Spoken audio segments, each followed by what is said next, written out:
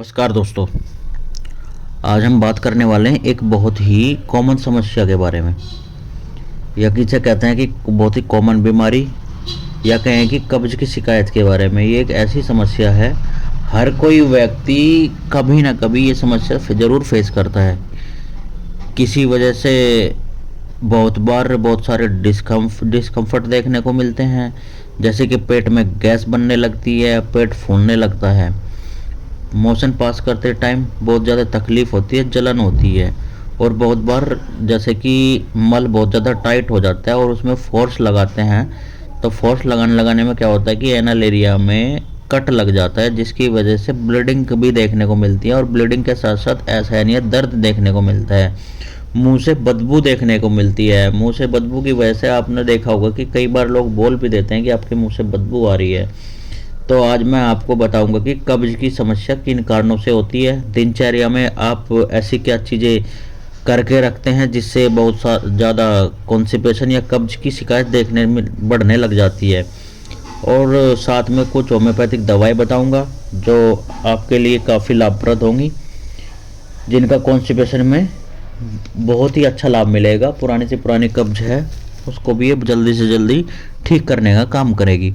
दोस्तों, कब्ज एक ऐसी समस्या है जिसे हम पहले तो समझ ही नहीं पाते हैं, किसको आप कब्ज की कैटेगरी में रखें या ना रखें। अगर हफ्ते में 4 से 5 बार आपका पेट सही से साफ़ हो जा रहा है, 1 या 2 दिन ऐसा लग रहा है कि पेट सही साफ़ नहीं हो रहा है, तो इसे हम कब्ज की कैटेगरी में नहीं रखते। कब्ज जब बोलेंगे जब आप डेली मोशन पास करने में असमर्थ हो, आपको मोशन पास करने में बहुत ज़्यादा प्रेशर देना पड़ रहा है, स्ट्रेन देना पड़ रहा है, स्टूल बहुत ज़्यादा हार्ड आ रहा है, मतलब कि मल बहुत ज़्यादा हार्ड आ रहा है, मोशन पास करने के बाद आपको जलन के साथ दर्द बन रहा है, तो इसको आप कॉन्स्टिपेशन की कैटेगरी में रख सकते हैं। कभी अगर हफ्ते में 10 दिन में आपका मोशन हार्ड पास हो रहा है तो कब्ज की कैटेगरी में नहीं रख सकते हैं। ये आपकी दिनचर्या पर डिपेंड करता है कि उस दिन या उससे पहले दिन आपने कैसा खाना खाया था, पानी अच्छे से पिया था या नहीं पिया था, नींद सही ली थी, प्रॉपर नींद ली थी या नहीं ली थी, या नहीं ली थी, तो अगले दिन उन्हें फ्रेश होने की समस्या का सामना करना पड़ता है। अगर इन कारणों की बात करूं तो बहुत सारे कॉमन कॉजेज हैं जो हम आए दिन अपने डेली रूटीन में गड़बड़ रखते हैं, जिसकी वजह से कॉन्स्टिपेशन होता है। जिसमें सबसे कॉमन है, लोग बहुत ही कम मात्रा में पानी पीते हैं। बहुत से लोगों का क्या होता है कि दिन में मुश्किल से 1 से 2 गिलास पानी पीते हैं पूरे दिन में, जो सबसे बड़ा रीज़न है शरीर में कब्ज मतलब कब्ज को कॉज करने के लिए एक दिन में आपको सर्दियों में प्रतिदिन 2 से 2.5 लीटर पानी पीना चाहिए, और गर्मियों में 3 से 3.5 लीटर पानी पीना चाहिए। और अगर आप महिला हैं तो आपको सर्दियों में यही 2 लीटर और गर्मियों में 3 लीटर तक पानी पीना चाहिए। ये ऐसा नहीं है कि पानी नहीं पीना, पानी ज़रूर पिए। पानी हमारे शरीर में हर मेटाबॉलिक प्रोसेस में पानी सबसे इम्पोर्टेंट है। यह कहे कि फर्स्ट ऑप्शन है। पानी आपको बिल्कुल भी कम नहीं करना है। दूसरा है कि आपके शरीर में बहुत कम मात्रा में फाइबर का जाना। बहुत ज़्यादा बाहर का खाना खाते हैं, बहुत ज़्यादा पैक्ड फूड खाते हैं, फैटी फूड खाते हैं, और बाहर की तली भुनी चीज़ें बहुत ज़्यादा खा रहे हैं, तो उनमें आपको फाइबर मिलेगा ही नहीं। तली भुनी चीज़ें फास्ट फूड खा रहे हैं तो उनमें फाइबर कहाँ से मिलेगा। फाइबर की मात्रा अगर कम हो रही है तो भी आपको कब्ज की समस्या देखने को मिलने लगती है।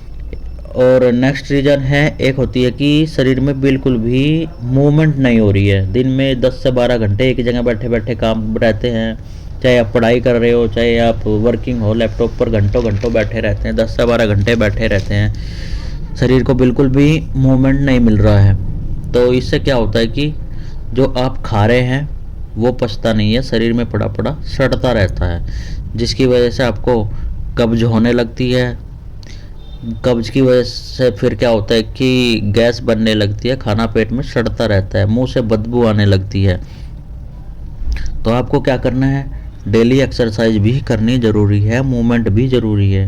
अब प्रॉपर एक्सरसाइज ना करें, 2 से 3 किलोमीटर आप डेली चल लें तो भी ज़्यादा सही है, आपको कब्ज की समस्या नहीं रहेगी इसकी वजह से। और नेक्स्ट रीज़न है आपकी हाथों का जो मूवमेंट है वो कमज़ोर हो गया है, मतलब इसे जिसे हम आईबीएस बोल देते हैं, आईबीएस की कंडीशन बोल देते हैं। इसकी जो सी कैटेगरी है, जिसमें जो आपकी हाथों का मूवमेंट है, जो आपकी हाथ है जिसमें जो कि स्टूल को बाहर, मतलब कि आपके मल को बाहर करने की जिम्मेदारी जिस हाथ की होती है वो सही से काम नहीं कर रही होती है, जिसके कारण आपको मोशन पास करने की इच्छा नहीं होती है।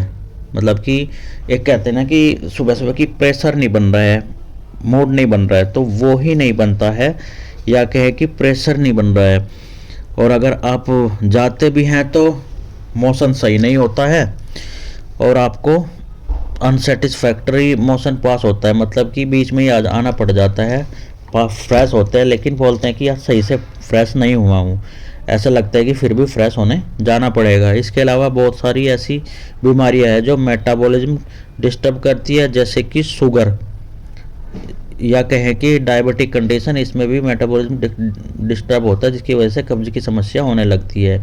थायराइड की कंडीशन हो गई, इन परिस्थितियों में भी आपके शरीर का जो मेटाबॉलिज्म है वो गड़बड़ हो जाता है, जिसकी वजह से आपको कब्ज होने लगती है। कुछ ऐसी ऑटोइम्यून डिजीज है, आपको कोलाइटिस की कंडीशन हो रही है, इन परिस्थितियों में भी आपकी आंतों में सूजन आने लगती है जिसकी वजह से कब्ज की शिकायत होने लगती है। इसके अलावा अगर आपको कोई बीमारी नहीं है और फिर भी आपको कब्ज हो जा रहा है, जैसे कि आप कब ट्रैवल करते हैं और आपका मोशन टाइमिंग जो है गड़बड़ हो जा रहा है, कभी आप सुबह में चले जा रहे हो, मतलब टाइम पर जो आपका टाइमिंग थी उस टाइम पर जा रहे हो, कभी आप दोपहर में चले जा रहे हो, कभी आप 10 बजे, कभी आप सुबह 5 बजे,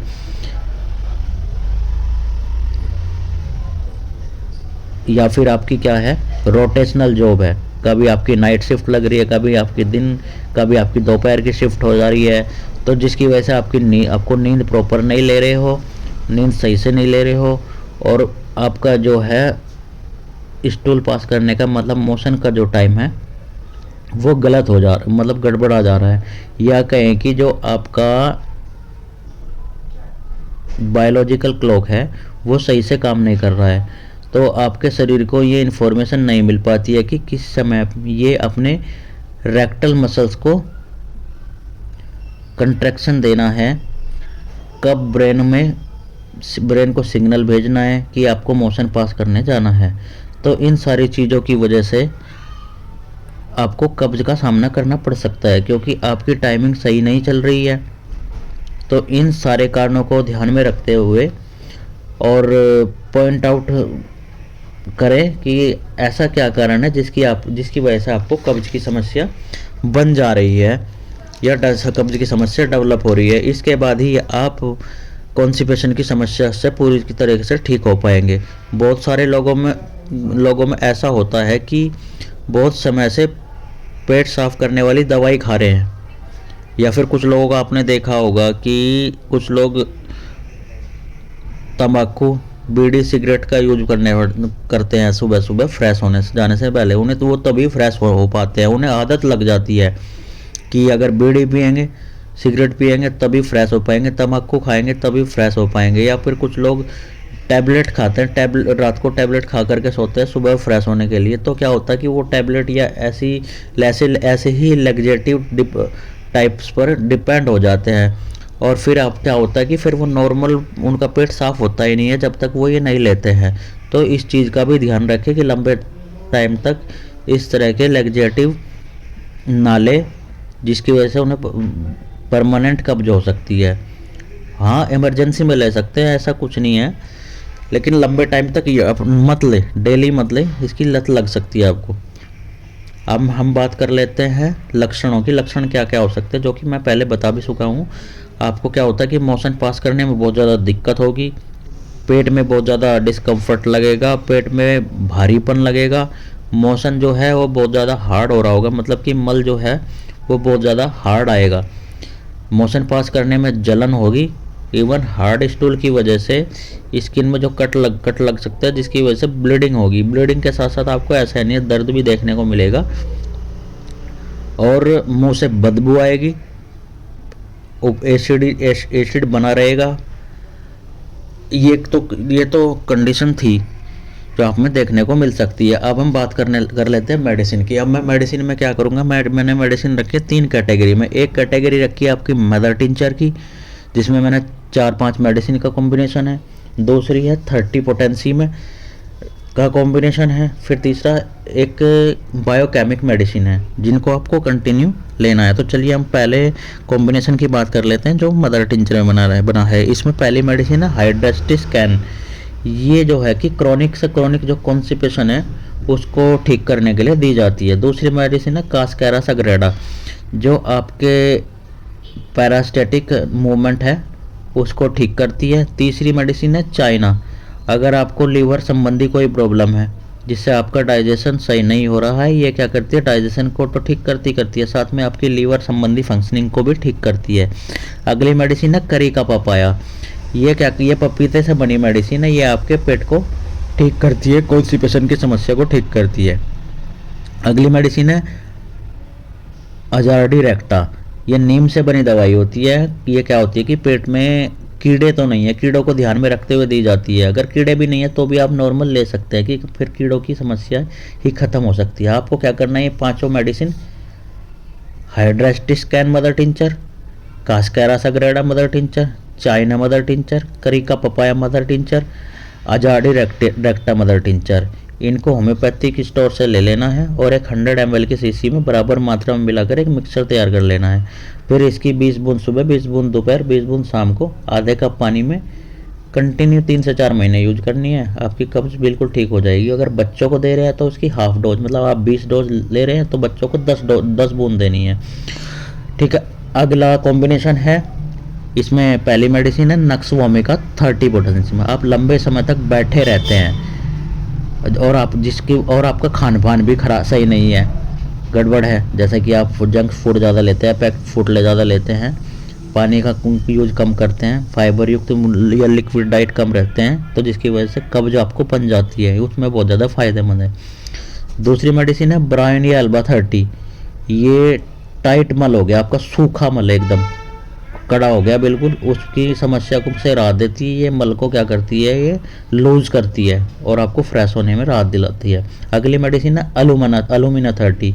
आपकी पुरानी से पुरानी कब्ज, मतलब कि लंबे टाइम से कब्ज बनी आ रही है और आपको मल त्यागने में कठिनाई होती है, ये एलुमिना उसमें बहुत लाभदायक है। अगली मेडिसिन है सल्फर 30।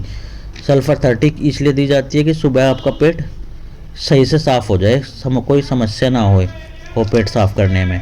अगली मेडिसिन है लाइकोपोडियम 30। लाइकोपोडियम 30 गैस और पेट जो फूलता है गैस की वजह से, उससे छुटकारा मिलता है, मुंह से बदबू आती है उससे छुटकारा मिलता है, एसिडिटी नहीं बनती है। तो ये भी 5 मेडिसिन का कॉम्बिनेशन है, nux vomica 30, bryonia alba 30, अलुमिना 30, sulphur 30, lycopodium 30। अब आप इन पांचों मेडिसिन को क्या करना है, इनको भी होम्योपैथिक स्टोर से ही पांचों को खरीद लेना, इन्हें अलग शीशी में कॉम्बिनेशन बना लेना है। कॉम्बिनेशन बना लेने के बाद अच्छे से मिक्स करके कॉम्बिनेशन रेडी हो गया। इसकी 5 बूंद सुबह, 5 बूंद शाम को कंटिन्यू 3 से 4 महीने यूज करनी है। 2 कॉम्बिनेशन बन गया आपको। एक कॉम्बिनेशन की आपको 20-20 बूंद सुबह दोपहर शाम लेनी है। इस कॉम्बिनेशन की आपको 4 से 5 बूंद सुबह शाम यूज करनी है। और अगला है आपके एक टैबलेट फॉर्म में, ट्राइच्यूसन फॉर्म में, बायोकेमिक मेडिसिन है, बायो कॉम्बिनेशन 4। इसका क्या काम होता है, ये क्या करता है कि बिना किसी रीजन के जो आपके आंतों में कब्ज होता है, सूखा कठोर मतलब टाइट मल होता है, गहरे रंग का मल होता है, हल्का सिर दर्द रहता है, सांसों से बदबू आती है, मुंह से बदबू आती है, तो उन पर ये बहुत अच्छा काम करती है। और बारी बारी क्या करता है, आपको दस्त की समस्या भी रहती है उसमें भी अच्छा काम करती है। तो इसको क्या करना है आपको, इसकी 4 टैबलेट सुबह, 4 टैबलेट दोपहर, 4 टैबलेट शाम को कंटिन्यू 3 से 4 महीने यूज करनी है। तो आपको मैंने क्या बताया, एक मदर टिंचर फॉर्म, एक डाइल्यूशन 30 मतलब 30 पोटेंसी, एक बायोकेमिक। तो इन्हें कंटिन्यू 3 से 4 महीने यूज करनी है। 3 से 4 महीने में ये आपकी जो पुरानी से पुरानी कब्ज थी या भयंकर से भयानक कैसी भी कब्ज थी, या पूरी तरह से ठीक कर देगी। आपकी कब्ज फिर कभी कब्ज नहीं होगी, आपकी कब्ज की समस्या हमेशा के लिए ठीक हो जाएगी, जड़ से ख़त्म हो जाएगी। अगर आपको मेरी इन्फॉर्मेशन अच्छी लगी तो मेरे चैनल को लाइक कर दे, शेयर कर दे, सब्सक्राइब कर दे, और मेरे साथ ऐसे ही बने रहे इन्फॉर्मेशनल वीडियो के लिए। मैं आगे भी ऐसी इन्फॉर्मेशनल वीडियो लेकर के आता रहूँगा, जिससे आपकी हर समस्या का समाधान हो सके। तो चैनल को लाइक कर दे, शेयर कर दे, सब्सक्राइब कर दे, और बेल आइकन को ओपन करना ना भूले, जिससे आपको मेरी वीडियो का नोटिफिकेशन टाइम पर मिल सके और आपकी हेल्प हो सके। तो फिर चलिए, फिर मिलते हैं बाद में। मैं फिर नई वीडियो लेकर आऊँगा, नई अगर किसी न किसी दूसरी डिजीज़ पर। तब तक के लिए आप मेरी वीडियो देखिए और आप फ़ायदा उठाइए। चलिए मिलते हैं बाद में। Thank you.